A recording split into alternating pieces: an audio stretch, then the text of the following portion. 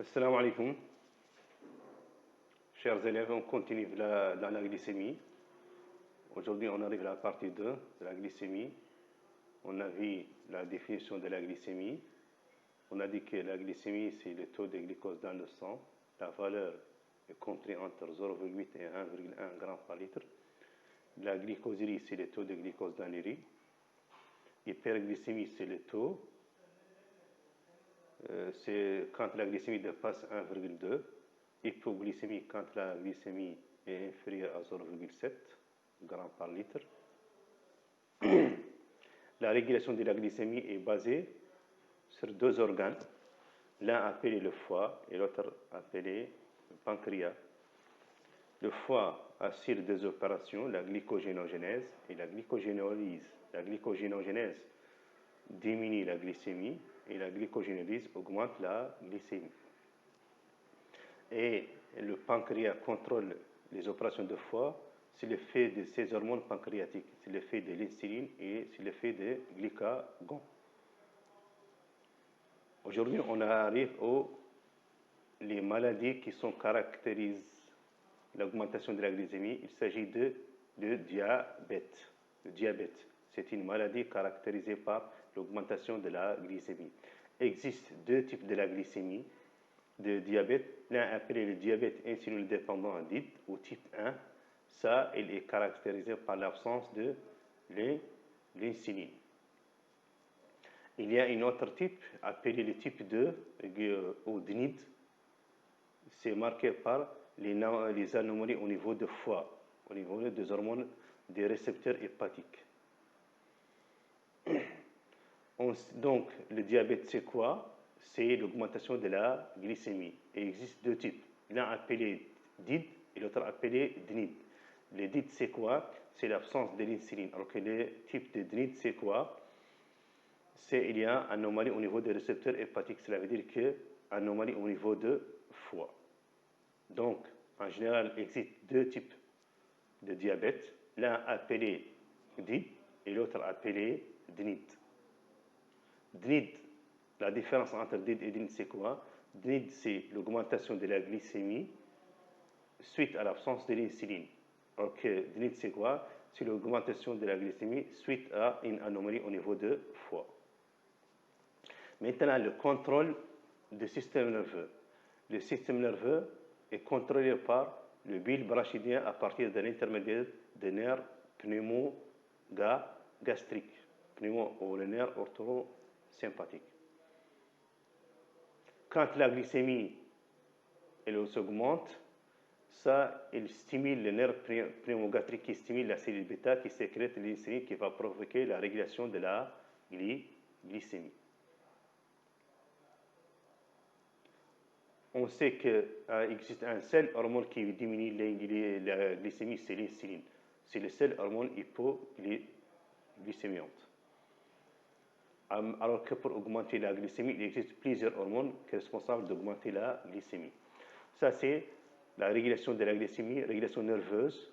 Donc ça, c'est le bulbe rachidien.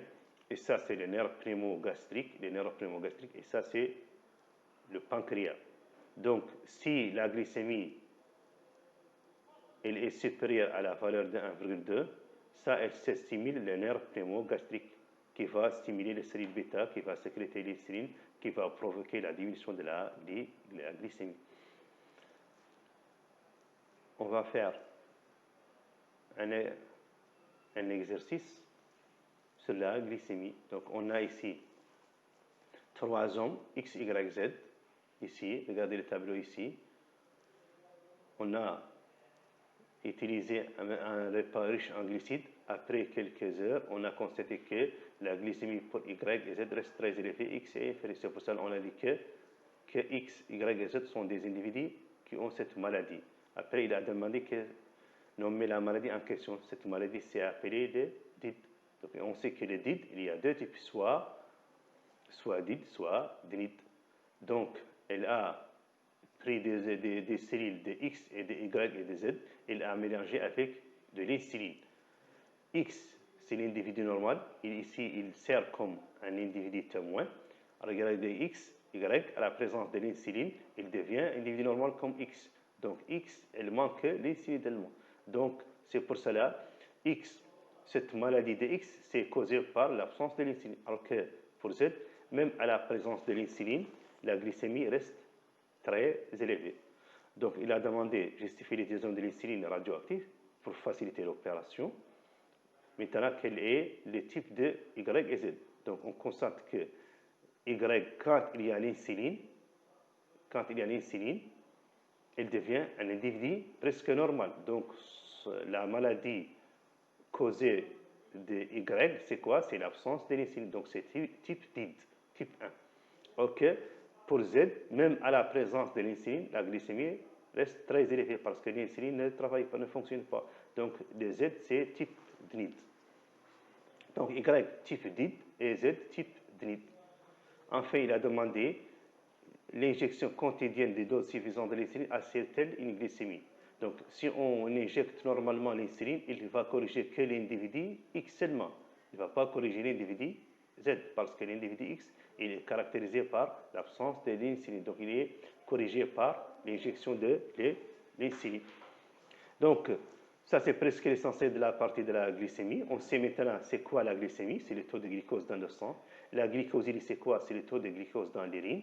Quand on mange, la glycémie, elle va augmenter, mais après quelques heures, elle va diminuer. Cette diminution résulte quoi? D'une présence, d'une régulation de la glycémie. Cette régulation est basée sur deux organes, c'est le foie et c'est le pancréas. Le foie assure deux opérations, la glycogénose et glycogénolyse. La glycogénogénèse, elle résulte de la diminution de la glycémie. La glycogénolyse, elle résulte d'augmenter la glycémie. Mais ces opérations, elles sont suite à l'intervention des hormones pancréatiques, c'est-à-dire c'est l'effet de l'insuline et c'est l'effet de glucagon. Donc, l'augmentation de la glycémie pour une longue durée, elle provoque la maladie appelée le diabète. Et on sait qu'il existe deux types de diabète, l'un appelé DID et l'autre appelé DNID. La différence entre les deux, c'est quoi? C'est que le DID, c'est quoi? C'est l'augmentation de la glycémie, suite à l'absence de l'insuline, et le DNID, c'est quoi? C'est l'augmentation de la glycémie suite à l'absence des récepteurs hépatiques. Ça, c'est presque l'essentiel de la partie de la glycémie. Et bonne chance.